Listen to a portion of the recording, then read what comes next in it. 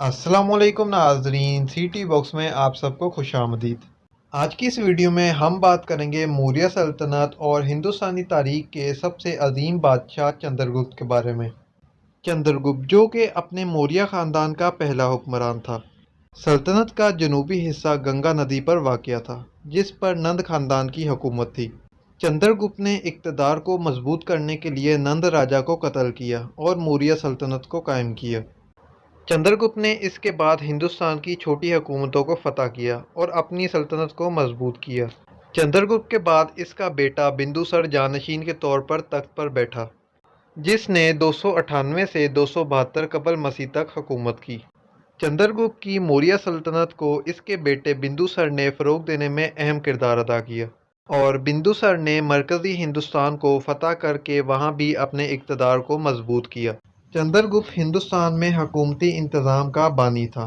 चंद्रगुप्त ज़्यादातर भरोसा अपने मुशीर कोटलिया चाणक्य पर करता था, जिन्होंने एक आलमी मशहूर किताब अर्थशास्त्र लिखी थी, जो कि सल्तनत के इंतज़ामात के लिए कवानीन और कवायद की किताब थी। चंद्रगुप्त ने एक अफसरशाही हुकूमत कायम की थी, जिसमें मुतअद्दिद अफराद शामिल थे और इनके मुख्तलिफ काम थे, जबकि वो खुद इनकी निगरानी किया करता था। इक़्तिदार अपने कब्ज़े में रखने के लिए इसने सल्तनत को 4 सूबों में तकसीम किया था, जिसमें हर एक का अपना शाही शहज़ादा हुक्मरान था। सूबे मज़ीद मकामी अज़ला में तकसीम थे, जिन पर अर्थशास्त्र में वाज़े करदा कवानीन और कवायद के तहत इंतज़ाम रखा जाता था। मौर्य समाज 7 तबक़ात यानी ख़ुसूसी तौर पर फ़लसफ़ियों, आबादगारों, सिपाहियों, चरवाहों, दस्तकारों, मजिस्ट्रेटों और काउंसलरों पर मुश्तमिल था। मौर्य सल्तनत के ज़वाल के बाद तकरीबन 5 सदियों तक हिंदुस्तान के लोग छोटी छोटी शहरी रियासतों की हुक्मरानी के मातहत रहे। बाद में एक नया रहनुमा चंद्रगुप्त दूम उभरा, जिसने दोबारा हिंदुस्तान को मुत्तहिद किया। चंद्रगुप्त दूम ने अपना दारुल हुकूमत मुग्धा की कदीम सल्तनत में कायम किया। चंद्रगुप्त दूम और इनके जानशीनों की हुकूमत में गुप्त सल्तनत के लोगों ने तरक्की की और खुशहाल हुए। वो दौर तारीख में अहद ज़रीक़ के तौर पर मशहूर है, क्योंकि इसी दौर में फ़न और साइंस में शानदार और ज़बरदस्त तरक्की हुई।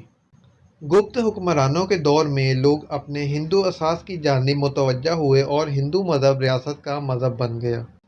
गुप्त हुक्मरानों ने महसूलात में कमी की और आज़ादी और इनफरादी तरक्की की हौसला अफजाई की।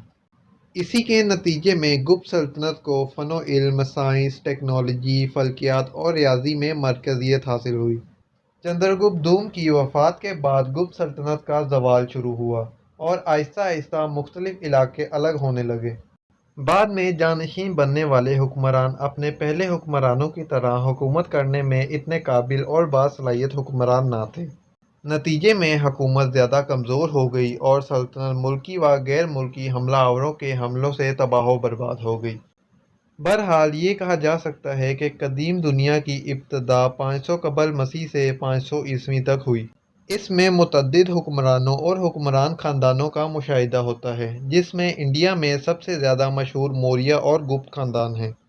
मौर्य सल्तनत अपनी हुकूमती इंतज़ामी महारत और अशोक आज़म की हुक्मरानी की वजह से मशहूर थी। तो नाज़रीन, ये थी इंडिया की अज़ीम सल्तनत और चंद्रगुप्त के बारे में अहम मालूमात। तो अगर वीडियो पसंद आई हो तो हमारे चैनल सिटी बॉक्स को सब्सक्राइब करें, ताकि आप ऐसी मज़ीद मालूमाती वीडियोज़ देख सकें। तो मिलते हैं नेक्स्ट किसी वीडियो में, तब तक के लिए मुझे दीजिए इजाज़त। अल्लाह हाफ़िज़।